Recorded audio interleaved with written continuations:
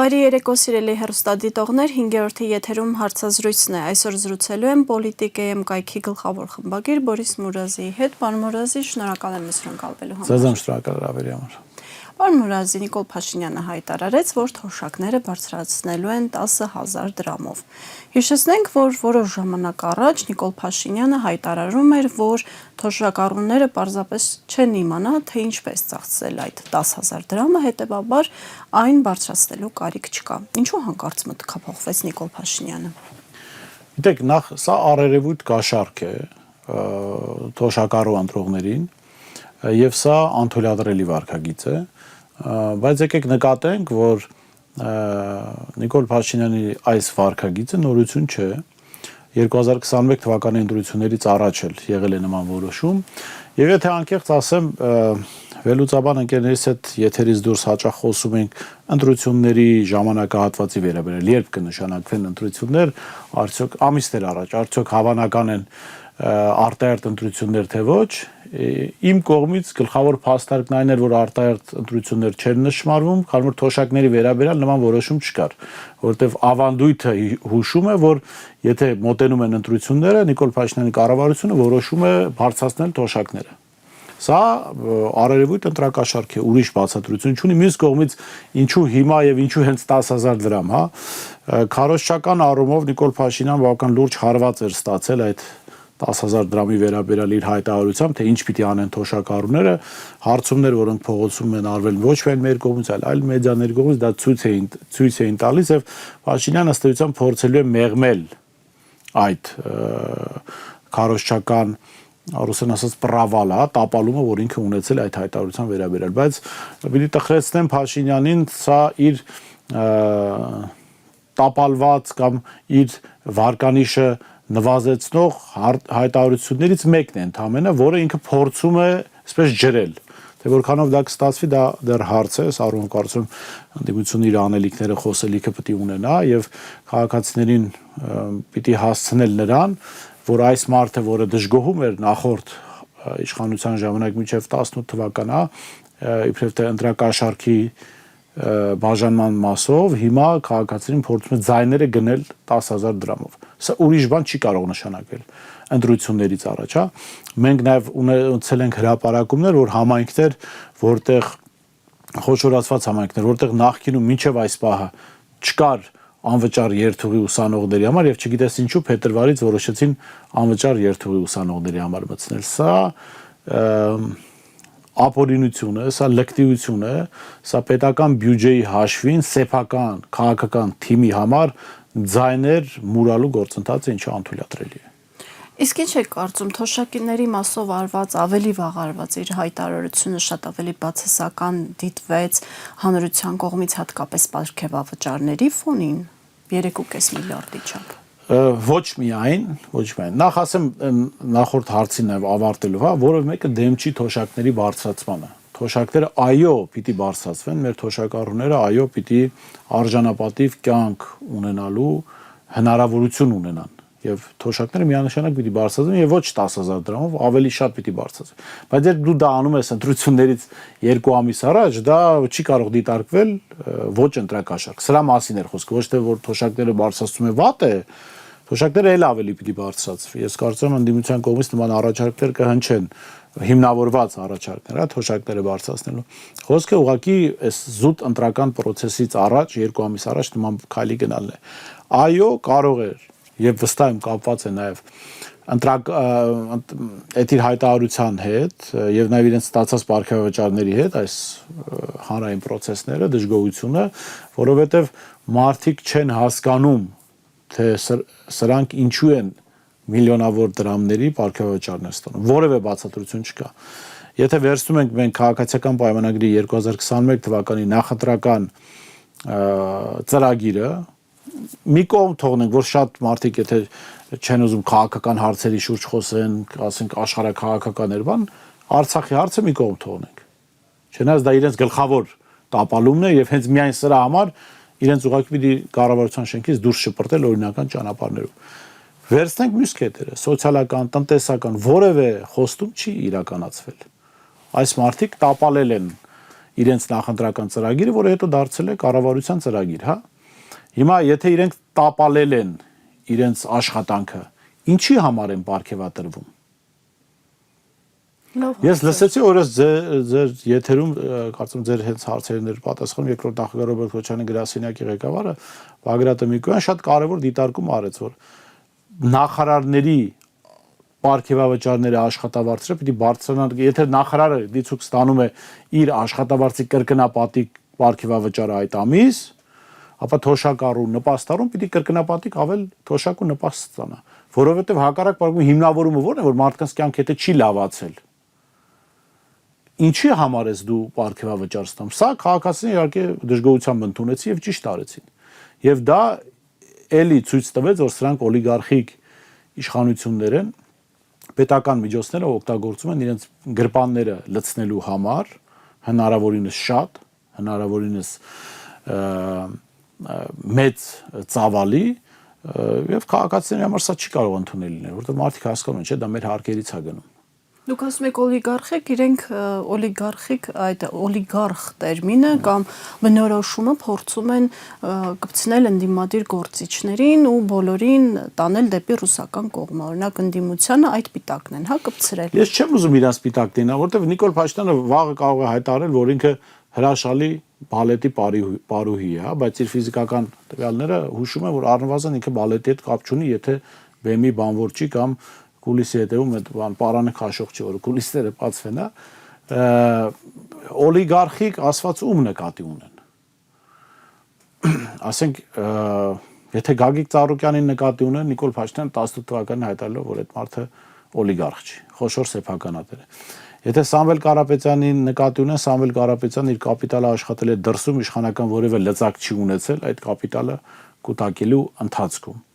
Մնացած ում մասին, ասենք չկան էլ գործարարներ, որոնք մասնակցում են կամ պատրաստակամություն են հայտնել մասնակցելու։ Իրատեսական են նման ձևակերպումներով հանրության շրջանում բացասական։ Դե իրենք ուզում են տպավորություն ստեղծել, թե ժողովուրդ ջան, այս մարդիկ հարստացել են ձեր հաշվին։ Իրենք այս պահին հարստանում են ժողովրդի հաշվին, ուզում են նման տպավորություն ստեղծել։ Իհարկե, Հայաստանում հարստացած մարդկանց հարստանալու ճանապարհի վերաբերյալ տարբեր հարցեր կարող են լինել ու պիտի լինեն։ Ի վերջո մենք պիտի որպես պետություն անցնենք կապիտալի վերջնական օրինականացման ճանապարհով, հա, եւ բոլորի կապիտալը պիտի լեգիտիմ լինի հանրության համար, որպեսզի հետո հարցեր չառաջանան։ Դա մեզ պետք է, բայց դրա գնահատական տվողը Նիկոլ Փաշինյանը չի։ Հասկանում եք։ Որովհետեւ միջև այդ Նիկոլ Փաշինյանը օրինակ պիտի պատասխանի հարցերի, թե ում միջոցներով, ինչ միջոցներով է պահել իր թերթը, ինչ միջոցներով է տպարան հիմնել, հա, ինչ միջոցներով է աշխատակազմ պահել։ Հետո Նիկոլ Փաշինյանն ուրիշ թիմագիստներ այդ հարցերին պիտի պատասխանեն։ Նիկոլ Փաշինյանն ու իր կառավարությունը չեն այդ հարցերը տվողները։ Եվ հետո ունենալ, ասենք, Սամվել Ալեքսանյան, որին 70 միլիոն դոլարի մաքսատուրքեր ներվեցին, 70 միլիոն դոլար, եթե Սամվել Ալեքսանյանին այդ մաքսատուրքերը չներվեին, այդքան գնար պետական բյուջե, կամ ընդհանուր բյուջե այդտեղից էլ գար պետական բյուջե, ամեն թոշակառուի կարելի էր 20,000 դրամով թոշակը բարձրացնել։ Երբ որ դու ունես Սամվել Ալեքսանյանին, խոսում ես ուրիշի օլիգարխ լինելուց, մի տեսակ ծիծաղելի է, որտեվ Հայաստանում աշխատած, կասկածելի, այդ թվում նաև Նիկոլ Փաշինյանի պնդում, կասկածելի ճանապարհներով միլիոններ դիզած Սամվել Ալեքսանյանը պարզվում է օլիգարխ չի, այ Ռուսաստանում աշխատած, հայրենիքին օգնած Սամվել Կարապետյանը օլիգարխ է։ Պարոն Մուրազի, անդրադառնանք նախընտրական իրավիճակին, Ազատություն ռադիոկայանը հանրայնացրել է մի նամակ, որը գրել է Արարատ Միրզոյանը, Բրյուսելին ուղղված, նա խնդրում է Եվրամիությանը Հայաստան ուղարկել արագ արձագանքման մի խումբ եւ կարծես թե այդ նամակին եւս պատասխանը հնչել է եւ հիբրիդային Կրեմլի ապատեղեկատվության դեմ պայքարող հիբրիդային արագ արձագանքման խումբ են ուղարկել ընտրություններին ընդառաջ, ապա հնարավոր է նաեւ մշտական քաղաքացիական առաքելություն։ Ինչի մասին է սա խոսում։ Ես ձեզ վստահեցնում եմ, եթե Կրեմլը, Վաշինգտոնը, Անկարան փորձեին Հայաստանում ապատեղեկատվության, հիբրիդային պատերազմի ծրագրեր իրականացնել, վստահաբար իրենք կօգտվեն Նիկոլ Փաշինյանի ծառայությունից։ որովհետև Հայաստանում ապատեղեկատվության գլխավոր մասնագետը Նիկոլ Փաշինյանն է, ստախոսության գլխավոր մասնագետը Նիկոլ Փաշինյանն է։ Եվ եթե իրենք իրականում պնդում են, որ Ռուսաստանը հիբրիդային պատերազմ է վարում կամ մեկ այլ երկիր, ապա այդ հիբրիդային պատերազմը հայ ժողովրդի դեմ վարվում է Նիկոլ Փաշինյանի Չնայած միջոցով։ Ռուսաստանում հակառակն են պնդում։ Այո, չնայած ես որ անկեղծ ասեմ, Ռուսաստանը այդ փափուկ ուժի գործիքներին այդքան էլ չի տիրապետում եւ մենք չենք տեսել որ Ռուսաստանը ուրիշ երկրներում ասենք հիբրիդ ասում են Տրամպին էլ է չէ օգնել որ վերընտրվել հետաքննություն արեցին ոչ մի բան չբարձվեց այսինքն սա նարատիվ է որ իրենք զարգացնում են որպեսզի թիրախավորեն տեսեք մի կողմից ուժեղացնում են հակառուսական տրամադրությունները, անբնական ուժեղացնում են, հանրության մեջ կեղծ տեղեկություններով, հորինվածքներով հակառուսական տրամադրություններ են առաջացնում։ Մյուս կողմից հիմնական իրենց մրցակիցներին կապում են ռուսական ուղղության հետ, որպեսզի այդ հակառուսականությունը արդեն տարածվի այս քաղաքական ուժերի վրա։ Բայց ես կարծում եմ հանրությունը շատ բան արդեն տեսնում է, հանրությունը շատ բան հասկանում է։ Եվ իշխանություններն էլ հասկանում են, որ իրենք առանց կոպիտ միջամտությունների, առանց խիստ օրինախախտումների, առանց սահմանադրական կարգի տապալման վերընտրվելու օրինական հնարավորություն չունեն։ Ես չեմ ասում չեն կարող, իրենք կարող են մարդել սպանել, սահմանադրություն էլ տապալել, աթոռը փորձել պահել, բայց թե դա ինչ հետևանքների կբերի, ես չեմ կարող ասել, վստահ եմ իրենց համար լավ հետևանքների չի բերի, ոչ էլ մեր պետության համար։ Իսկ Եվրամիության կողմից այդպիսի խումբ ուղարկելը արդեն միջամտություն չի։ Ոչ միայն եւ Եվրամիության կողմից ուղարկել է եւ Հական Ֆիդանի կողմից այդ հայտարարություն անելը եւ JD Vance-ի կողմից այդ հայտարարությունը անելը։ Ես բայց կուզեմ մի բան նկատել։ Եթե նկատել եք իրենց քարոզչական հիմնական թիրախը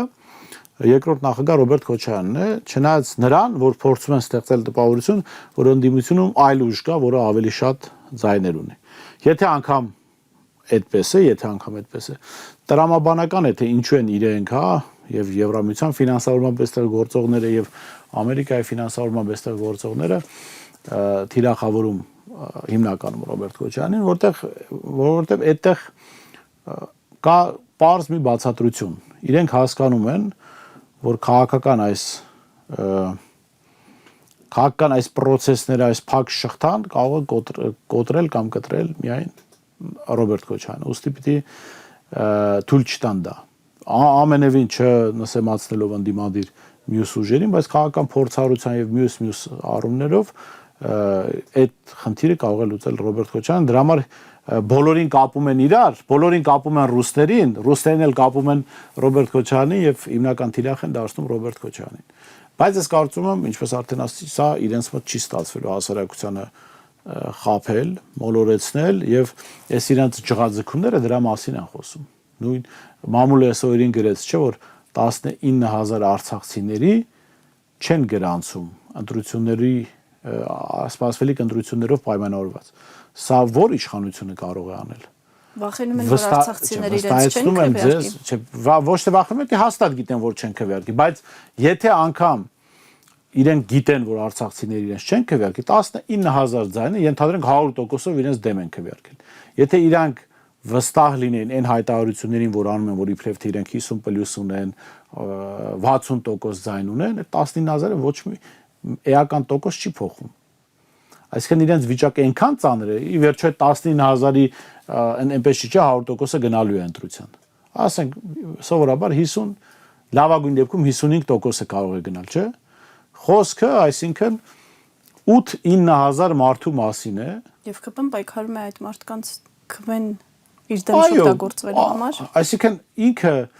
իրենք վախենում են արդեն անգամ 8-9000 մարդու ձայնից։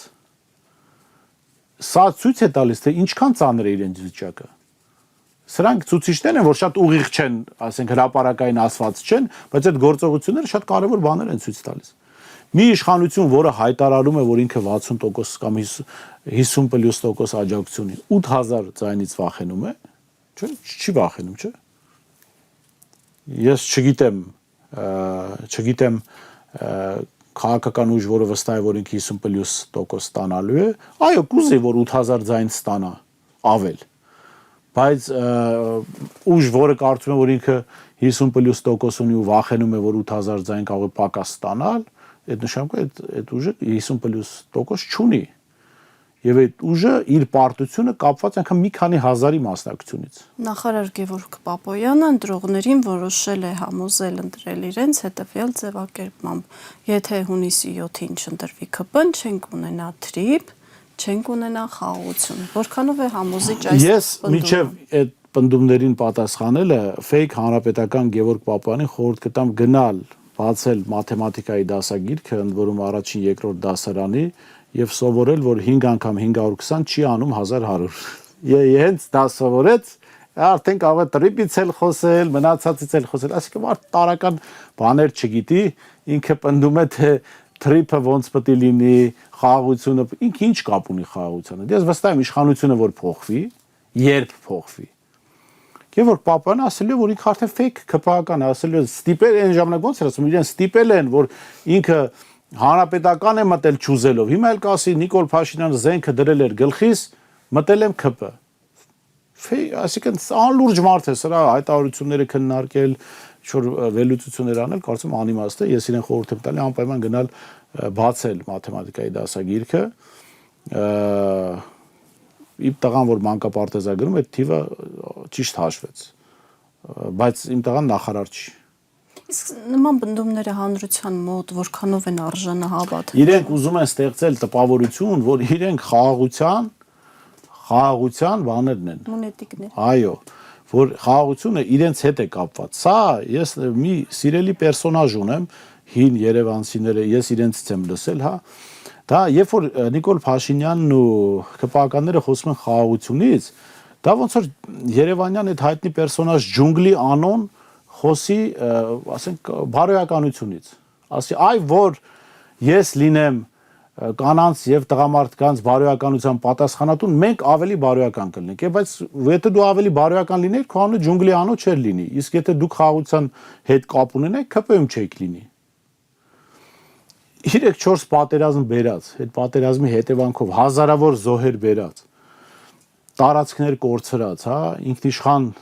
տարածքներ Ադրբեջանի վերահսկողության տակ հանձնած, Ադրբեջանի առաջ քաղաքական իմաստով ծնկի եկած, Ալիևի բոլոր պահանջները կատարած մարդիկ ասում են խաղաղություն ենք բերելու, բայց դա խաղաղություն չի, կներեք։ Խաղաղություն այո իհարկե մեզ պետք է։ Հայաստանի Հանրապետությանը խաղաղություն պետք է։ Եվ այստեղ էլի վերադառնալու ենք այդ մասնակից քաղաքական գործիչներին, հանրությունը, այսինքն ոնց է նայելու։ Հանրությունը նախ նորությունների նկատմամբ այդքան վստահությամբ չի մոտենում, չեմ ասում այդ նորությունները լավն են կամ վատն են քաղաքական ուժերի գործիչների իմաստով։ Բայց հանրությունը 2018-ին հայտնվելով այս 18-ից հետո այս իրավիճակում ինքը ուզում է փորձված գործիչ։ Նորմալ հանրությունները այդպես են ուզում, հա։ Հիմա նայելու է մասնակից ուժերից լավ ով կարող է երաշխավորել խաղաղություն։ Ես կարծում հանրության adekvat մասը նայելու Ռոբերտ Քոչարյանի կողմը ու տեսնելու որ այդ 10 տարի խաղաղ է եղել։ Իր խնդիրներով հանդերձ, այդ սրբագրում չեն կանում, հա, ասել որ իդեալակա, որտեղ որ իդեալական լիներ, մենք երևի թե այստեղ չենք հասնի։ Իր խնդիրներով հանդերձ խաղաղություն այդ 10 տարին է եղել։ Հիմա դա պատմական փաստ է։ Ընդունենք, չընդունենք Ռոբերտ Քոչարյանին, դեմ լինենք, կողմ լինենք, հա, պատմական փաստը ասում է խաղաղություն այս տարիներին է եղել։ Մյուս կողմից նայելու են թե որ ղեկավարն է, փորձ ունեցող մարդն է, հա, Հայաստանի շահերը առաջ տանեն։ Ու էլի անկեղծ եմ ասում վերադառնալու են Ռոբերտ Քոչարյանին, հիմա բացատրեմ ինչու, որովհետև տեսեք մենք հիմա անդադ քննարկում ենք Փաշինյանին, չէ, որ բանի իր քաղաքական շահերից ելնելով զիջում է Հայաստանի այս շահը, ճանապարհ է տալիս, տարածք է տալիս, Արցախ է հանձնում, ճանաչում է Ադրբեջանի մաս, չէ։ Այդ ամենը անում է ինչի համար։ Հանուն իր աթոռի եւ իշահ օտար պետությունների։ Մենք այս 30 քանի տարվա մեջ այդ մի օրինակ ունենք, ընդ որում սա բացառիկ օրինակ է, ես կարծում սրա մասին զարմանում եմ ինչու շատ չի խոսվել հենց երկրորդ նախագահի թիմի կողմից, ասենք Իրան-Հայաստան գազամուղը։ Հասկանաք մարդը ինչքան հմուտ պիտի լիներ եւ ինչքան ջանք պիտի դներ, որ իրականացներ մի պրոյեկտ, որին աշխարհակաղակական երկու կենտրոններ իրենց շահերից ելնելով պիտի որ դեմ լինեին։ Միացյալ Նահանգներ, Ռուսաստան։ բայց այդ պրոյեկտը իրականացվել է։ Տեսեք, այսինքն սրա բացառիկությունն ինչու՞մն է, որ մարդը հաստորեն կարողացել է Հայաստանի շահը սպասարկել անգամ այն պարագայում, երբ դա հակասել է մեծ պետությունների շահերին։ Բայց այդ երկու պետությունների հետ փոխհարաբերություններում էլ ոչ մի բան չափել, հա, այսինքն դու այդ պետություններին կարող ես ամենևին Միացյալ Նահանգների, Ռուսաստանի դեմ թշնամություն, ես անգամ եթե անկեղծենք Թուրքիայի դեմ թշնամության կոչ չեմ անում, ես արդարության կոչ եմ անում, որ Թուրքիան պիտի ճանաչի հայոց ցեղասպանությունը, Թուրքիան պիտի ներողություն խնդրի հայ ժողովրդից եւ մյուս ժողովուրդներից ում նկատմամբ ցեղասպանություն է իրականացել, բայց ես չեմ կոչ անում գնալ հարձակվել Թուրքիայի վրա։ Հա շատ տեղի դիտարկում են, որ հարաբերություններ չի փչացվել, այսինքն դու կարողացել ես այնքան հարգանք ես ունեցել կամ դիրք ես ունեցել, որ կարողացել ես քո գործընկերներին աշխարհակահական բացատրել, որ կներեք ընկերներ, ձեր այդ մի շահը մեզ համար խիստ վնասակար է։ Մենք ձեզ չենք ուզում վնասել, մենք մեր շահը սպասարկելու համար այդ գազամուղը պիտի կառուցենք։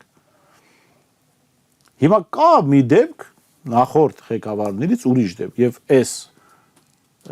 ոչ բարով ղեկավարի օրոք, որ չեմ ասում, որ սպասարկվել է Հայաստանի շահը անգամ եթե այդ շահը հակասել է խոշոր պետությունների շահերին։ Այդտենց դեպք, այդտենց բացառիկ դեպք չեմ ասում։ Դեպք, որ Հայաստանի շահն է սպասարկվել, կա այդտենց դեպք։ Նախորդների օրը կարող ենք հիշել, հա, չեմ հավասարեցնում Նիկոլ Փաշինյանին, Սերժ Սարգսյանի կամ Տեր-Պետրոսյանի այդ ամենևին հավասարեցնելու տեղ չկա։ Հիմա սրա մասին ենք խոսում, այսօրվա իշխանության մասին ենք խոսում։ Կա մի դեպք, որ այս մարդը, որ խաղաղության անունից է խոսում, հայկական շահ է սպասարկել։ Գործնականում սպասարկել է ու ինչ որ արդյունքի հասնել։ Դժվար հարցադրում եք անում։ Դուք եք լրագրող, ես էլ եմ լրագրող, ես այդպես բան չեմ հիշում։ Ու ոչ այն պատճառով, որ ես իրեն չեմ ընդունում։ Անկեղծ ես ուրախ կլինեի, որ իմ կողմից մերժելի Նիկոլ Փաշինյանը կարողանար պահել Արցախը հայկական։ Ես էլի իրեն որպես քաղաքական առաջնորդ չէի ընդունի, իր գաղափարները չէի ընդունի, բայց ոչ չէինք ուրանա այդ արածը, որ մարդը Արցախը պահել է ինչ որ ձևերով։ Ոչ ոք չէր ուրանա։ Հա, դա այսինքն սրա մասին է խոսքը, ժողովուրդը այս ամեն ինչը եթե տեսնում է գիտակից մաս, եթե չի տեսնում, պետք է ցույց տալ եւ ասել, որ գիտեք ժամանակներ կան, երբ դու պիտի չնայես այս գործչին, ասենք սիրում ես, չես սիրում, ինքը բոյով է, կոլոտ է, հա, դու պիտի նայես այդ գործիչը խնդիր կարողանում է լուծել քեզ համար, թե ոչ։ Էմոցիոնալ հարթությունից ուղղակի պետք է դուրս գա։ Այստեղ էլիտան, էմոցիոնալ հարթությունից էլիտան պիտի դուրս գա եւ էլիտան, երբ որ դուրս գա, կարողանա ժողովրդին հասցնել այդ մակարդակի։ Այս էլիտան չպետք է մորթապաշտություն դրսևորի եւ հանուն Հայաստանի Հանրապետության պիտի ջանք դնի, որպեսզի իշխանության գա մարդ, որը կարող է Հայաստանը այս վիճակից հանել։ Նախորդ հարցերի պատասխանների ժամանակ արդեն ասացի այդ մարդը ով է։ Պարոն Մուրազի, ԽՊՀ-ականները վերջին շրջանում լծվել են հետևյալ արտահայտության տարատեսակ ձևակերպումներին, բովանդակությունը հետևյալն է, որ ընդդիմությունը սպառնում է Գյումրի 2 սցենարը կրկնել խորհրդարանական ընտրությունների ժամանակ։ Արդյոք սա եւս հերթական անգամ իրենց վախերի դրսևորումն է։ Իհարկե, սա այն 8000 արցախցիների հավանական քվեարկող արցախցիների օրինակներից մեկն է, նման օրինակ է։ Որովհետեւ եթե դու 50+ ունես, ի՞նչ կապ ունի, քանի ընդդիմադիր ուժ են իրար միանալու։ Դու 50+ ունես, չէ՞, ասենքն ընտրողների թիվը, մասնակիցների թիվը լինելու 100%։ Եթե դու 50+ ունես, Նիկոլ Փաշինյան եւ քաղաքացիական պայմանագիր, ապա անդիմադիր 6 ուժ, 10 ուժ, 20 ուժ միանան իրար, դա 50+ չի լինելու։ Լինելու մաքսիմում 49, չէ՞։ Բայց ինչից եք վախենում։ Վախենում եք, որովհետեւ գիտեք, որ 50+ չունեք։ Իսկ ինչի են պատրաստ։ Ոչ միայն գիտեք, որ դուք 50+ չունեք, դուք գիտեք, որ հավաքական ընդդիմությունը ունի 50+ եւ դուք չեք կարողացել ստեղծել սատելիտներ, որոնք կարող են մոլորեցնել ժողովրդին։ Փորձել եք, բայց չեք կարողացել։ Գյումրիում տապալվեցին այդ սատելիտները, Վաղարշապատում տապալվեցին այդ սատելիտները, այսինքն Փաշինյանը քաղաքականապես այնքան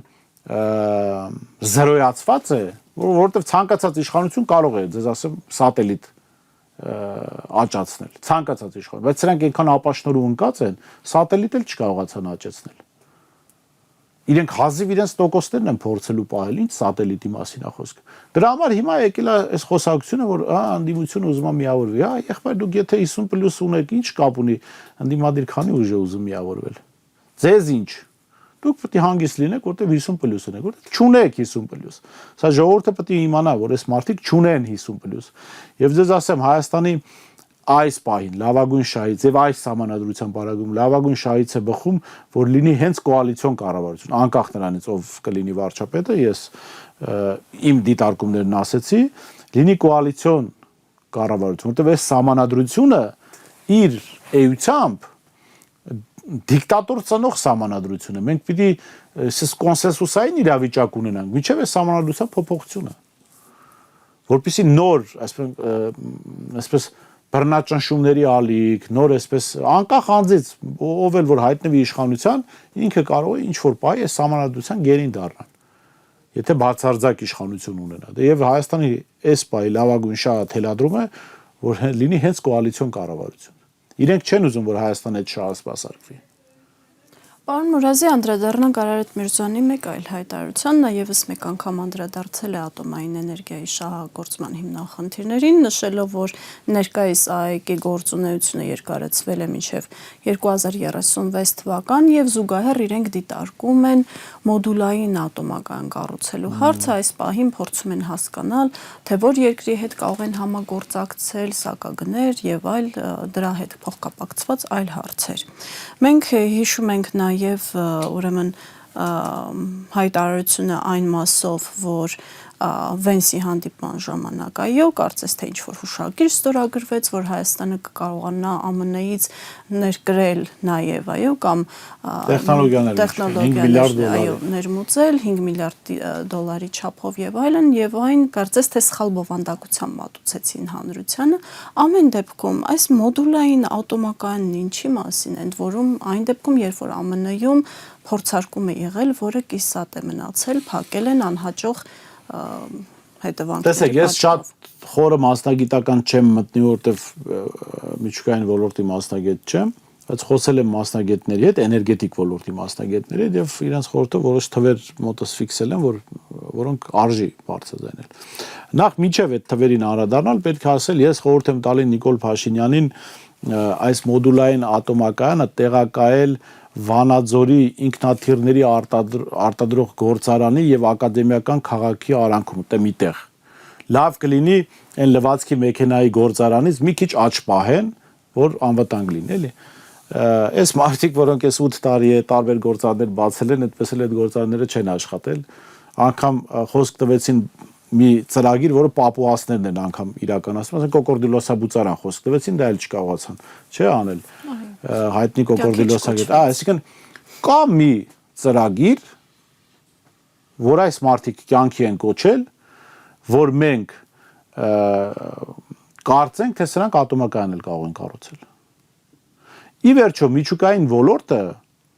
ես ձեզ ասեմ, տագետների տեղը չի։ Ես ձեզ վստահեցնում եմ, որ օրինակ, եթե Հայաստան ուզենա ատոմակայան կառուցել այս իշխանությամբ, մագատեն կարող է արգելի ատոմային էներգիայի այդ կազմակերպությունը։ Ասենք այս տագետներին այս տեխնոլոգիան տալիս եք, որ ասենք պայթեցնեն տարածաշրջանում, ասենք Նիկոլ Փաշինյանից բռնցած, բոլորով ավարտված թունավոր սունկ դառնան։ Չէ, անկեղծ էլ ասենք դուք մագատեի ղեկավարն եք։ Ասում են, նու այնտեղ տալիս են զեկուցագիրը, թե ինչպիսի իշխանություն է Հայաստանում, եւ ասում են մենք իրենց չփորձարկված մոդուլային ատոմական ենք ուզում տալ։ Ասել ոչ մի տվեք, դուք փորձանք չեք։ Այսինքն այն տապալված է ձախողման դեռևս կյանքի չկոչված։ Քանի որ ԿՊՆ-ն է նախաձեռնում, մեկ եւ երկրորդը, քանի որ դա փորձարկված չի անգամ Միացյալ Նահանգներում։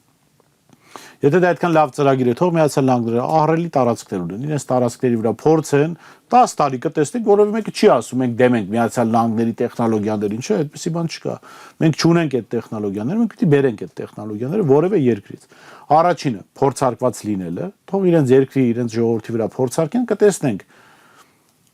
Եթե փորձարկումը անցավ, արդեն կարելի է դնել համեմատության ռուսական եւ չինական ատոմականների հետ մոդուլային, որտեղ ռուսականը փորձարկված է։ Կդնենք արդեն կգա երկրորդ կոմպոնենտը, որով պիտի հաշվենք այդ ատոմականները մեզ պետք է թե չէ գինը։ Ռուսական ատոմակայանը մոդուլային այն հզորությամբ, որ մենք այսօրվա 400 մեգավատ ունենք հայկական ատոմակայանը, մեզ համար կարժենա 1 միլիարդ 200 միլիոն դոլար։ Տարբերությունը զգալի է։ Ամերիկյանը կարժենա 5-ից 6 միլիարդ։ Այսինքն Ընդ որում 4.5 անգամ, հա, թանկության մասին է խոսքը, փորձարկվել է, ասենք լավ 10 տարի հետո փորձարկվել է, քննարկում ենք արդեն, հա։ Գալու է գինը, էլի հասկանանք, որ մեր ժողովրդի լավագույն շահից բխում է 5 անգամ ավելի էժան փորձարկված ատոմակայան բերել։ Որովհետև սիրելի ժողովուրդ, այդ ատոմակայան բերելը, ասենք 5 անգամ թանկ, դա միայն այն չի, որ դու միանվագ պետության վզին, հասարակության վզին 5 միլիարդի հասնող, 5-6 միլիարդի հասնող վարկ ես ավելացնելու։ Դա միայն դա չի նշանակում, դա նշանակում է, որ էլեկտրաէներգիայի սակագինը 5-6 անգամ ավելի շատ է թանկանալու, քան ռուսական առաջարկի պարագայում։ Հիմա մարդիկ թող իրենք իրենց պատասխանեն, ես սա արդեն հասարակությունը ինքը իր մեջ կարող է պատասխանը գտնել։ Ինքը պատրաստ է 5-6 անգամ ավելի շատ վճարել հոսանքի համար։ Տեսեք, այն որ այս ատոմակայանը պիտի փոխարինվի, դա քննարկվում է, դա քննարկելու հարց չի, եւ մենք պիտի ունենանք նոր ատոմակայան։ Ռուսականի պարագայում ենթադրում ենք, ասենք X թանկացում կլինի այսօրվա սակագնի վրա, ամերիկյանի պարագայում լինելու է 5x։ Ենթադրենք հիմա 50 դրամ է, ռուսականի պարագայում թող լինի, ասենք, օրինակ թվեր են բերում, հա, կոնկրետ թվեր հաշվարկի, ասենք 100 դրամ, հա, ամերիկյան առաջարկի պարագայում լինելու է 350 դրամ։ 300-350 դրամ, եթե 5-6 անգամ թանկացում հաշվենք։ Հիմա մարդիկ եթե պատրաստ են դրան տնտեսական վիճակը թույլ է տալիս, ուղղակի որոշել ենք ամերիկացիներին լավություն անել, կարելի է ասել լավություն անենք, բայց մենք այդ հնարավորությունը չունենք լավություն անելու։ Նիկոլ Փաշինյանը կարող է իր վերընտրության հետ կապված Միացյալ Նահանգներից որոշակի երաշխիքներ ստանալ, աջակցություն ստանալ, մի քիչ գուցե փող ստանալ, կարող է Միացյալ Նահանգների դեսպանատան միջոցով իրենց գործակալական ցանցին էլ հրահանգ գա, որ օգնեք Նիկոլ Փաշինյան։ Նիկոլը դրա համար կարող է 10 միլիարդ էլ պարտք դնել Հայաստանի վզին, բայց հայ ժողովրդին դա պետք է։ Հայ ժողովրդին պետք է Նիկոլ Փաշինյանի նման վարչապետ ունենալու համար հերիք չի տարածքներ, ինքնիշխանություն, հա, արժանապատվություն կորցնել, մի հատ էլ ֆինանսական կորուստներ կրել։ Պարոն Մուրազի, մեր զրույցի վերջում ուզում եմ անդրադառնալ նաև ներքին գործերի նախարարությունում աղմկալից այս պաշտոնազրկումների հետ կապված, ուրեմն Վարդան Վարդանյան, Կարեն Հակոբյան եւ Պարիկային ծառայության ղեկավար Արթուր Խուդինյանը ազատվել են իրենց զբաղեցրած պաշտոններից։ Մենք տեսնում ենք, թե վերջին շրջանում կամ տարիներին Հայաստանում ինչ սարսափելի աճ են գրանցում հանցագործությունները, հատկապես զենքի կիրառմամբ, վերջերս նաև խմբակային օրը ցերեկով դպրոցի հարևանությամբ, նույնիսկ տեսանյութում երևում էր, որ մեկը ավտոմատ է ձեռքին պահել եւ կարծես թե գտել են պատասխանատուներին, թե նրանք ընդհանրապես քավության նոխազներ են։ Տեսեք, այս մարդիկ պատասխանատուներ չեն։ Այս մարդկանց ես դատապարտում եմ իրենց հակաիրավական վարքագծի հետ կապված քաղաքական ակտիվիստերի, հանրային գործիչների նկատմամբ ի վերջո իրավապահ համակարգի, այսպես կոչված իրավապահ համակարգի ներկայացություն, բայց այս մարդկանց տապալումը կապ չունի իրենց որոշումների հետ։ Ի վերջո իրավապահ համակարգը, հա, եւ ոստիկանություն եւ ԱԱԶ-ն եւ դատախազություն եւ քննչականը կարող են մի կարգավորման մեջ լինել, կամ պահում են օրենքը, հա, կամ ապօրինություններով են զբաղվում, այսինքն քաղաքական հետապնդումներ են անում, գործեր են շինում, կարում, սարքում, մարդկանց նստացնում են, իրենց ընտանիքներից են զրկում, առողջությանը վնաս են հասցնում, չէ՞։ Հիմա այս պարագայում, առաջին պարագայում, եթե պահվեր օրինականությունը, Նիկոլ Փաշինյանը պիտի վաղուց ձերբակալված, կալանավորված, դատապարտված լիներ, որտեղ օրենքն է այդպես թելադրում։ Հիմա այս մարդկանց կարգավորումը դրել են երկրորդ կարգավորման տակ, գործել ապօրինություններ հանուն Նիկոլ Փաշինյանի իշխանության պահպանման։ Չի կարող ոստիկանությունը իրավապահ համակարգը նաև երկու ռեժիմով գործել, համ պահել օրինականություն, համ օրինախախտումներ անել, խախտել օրենքը։ Ինքը կամ պետք է օրենքը պահի, կամ խախտի օրենքը։ Հիմա եթե դու այս մարդկանց դրել ես այդ կարգավորման տակ, ռուսերեն խոսքը նաստրոյկեքը դրել ես, որ օրինախախտմամբ զբաղվեն։ Ոնց ես դու պահանջում, իրանք էլ են կրիմինալ, ոնց կրիմինալի դեմ պայքարեն։ Այլ բան, որ ստեղ կարող է ներկրիմինալ պայքար, ասենք այդտեղ գողականներն ու ոստիկանները հավաքվեն իրար վրա կրակեն։ Բան կարող է լինել արդեն ազդեցության զոնաների բաժանման բան տեսանկյունից, բայց իրենք չեն կարող կրիմինալի դեմ պայքարել, որ զուտ նրանք կրիմինալ են։ Իրենք ազդեցության ոլորտների մասով կարող են իրար դեմ պայքարել։ Այս իրավապահ համակարգը փաստաթղթավորված, թղթեր ունեցող, օրինական զենք կրելու իրավունք ունեցող կրիմինալ համակարգ է։ Քաղաքական հետապնդումների գործիք։ Եթե դուք ուզում եք հանցավորությունը նվազի, դուք պիտի փոխեք քաղաքական իշխանությունը, որը իրավապահ համակարգին տա օրինական պատվեր, պաշտպանելու օրենքը, պահելու օրինականությունը։ Երբ որ հենց պատվերը եղավ, այդ Խուդինյանն էլ մնացածն էլ անունները որ կարդացիք, իրենք բոլորն էլ որպես իրավապահ արդեն համակարգի, իրական իրավապահ համակարգի մասնակիցները անելու են այս գործառույթները, կրիմինալի դեմ են պայքարելու։ Հիմա իրանց հավասարեցրել եք կրիմինալին, ասենք Միքայել Սրբազանի նման մարդու, մյուս քաղբանտարկյալների նման մարդկանց, ապօրինի բանտարկած, բերման ենթարկած, կալանավորված, այդ կալանքի միջնորդություն տված կառույցներից դուք ինչ եք սպասում։ Դուք կարծում եք դրանք կրիմինալ չեն, իհարկե կրիմինալ են։ Իսկ այս օրինակը մյուսների համար ինչ օրինակ պետք է ծառայի կամ ինչ եզրահանգման պետք է կան այն մյուս իրավապահ համակարգի բարձրաստիճան պաշտոնյաները, որոնք մի բան պետք է անեն, ասենք կարող են սխոդկա կազմակերպել ներողություն այս բառի համար այդ կրիմինալն ու ոստիկանությունը պայմանավորվեն, որ միջև ընտրություններ ախպեր մեկը իրար հետ ենք էլի մենք եւ կրիմինալ եւ ոստիկանությունը իրար հետ ենք եկեք չխանգարենք իրար ընտրություններից հետո ով ինչ կուզի կանի սենց սա այս պայմաններում միակ լուծումն է իրենց համար ասեն որ Նիկոլ Փաշինյանից դաբրո ունեն ներողություն էլի էս օտարաբանության համար թույլտվություն ունեն մի քիչ կրիմինալը լավ ախպերները լավ ախպոր ախպերները մի քիչ հանդարտվեն միջև ընտրություններ հետո ում կուզեն թող սպանեն եւ ինչքան կուզեն որտեղ խնդիրը ընտրություններն է, չէ՞, թե ընտրությունների հանգամանքը չլներ, ասենք քանի սպանություն եղավ, ով պատասխանատվություն կրեց։ Եթե քաղաքում կրիմինալների իրար սպանելու համար ոստիկանության պետի տեղակալները հրաժարական են տալի։ Բա մեր հազարավոր հայրենակիցներին, որ Ադրբեջանը սպանեց, դրա համար ով պետք է հրաժարական տա, Նիկոլ Փաշինյանը, չէ՞, չի տվել, այսինքն խնդիրը մարդասպանությունը չի, խնդիրը ժամանակն է, որ իրենց համար անհարմար է։ Թողեք հետո կսպանեք։ Սա կարող է լինել իրենց կոնսենսուսը կրիմինալի հետ։ Պարոն Մուրազի, շնորհակալ եմ հետաքրքիր զրույցի համար։ Հիշեցնեմ այսօրվա իմ հյուրն էր պոլիտիկ.am կայքի գլխավոր խմբագիր Բորիս Մուրազին, կհանդիպենք վաղը։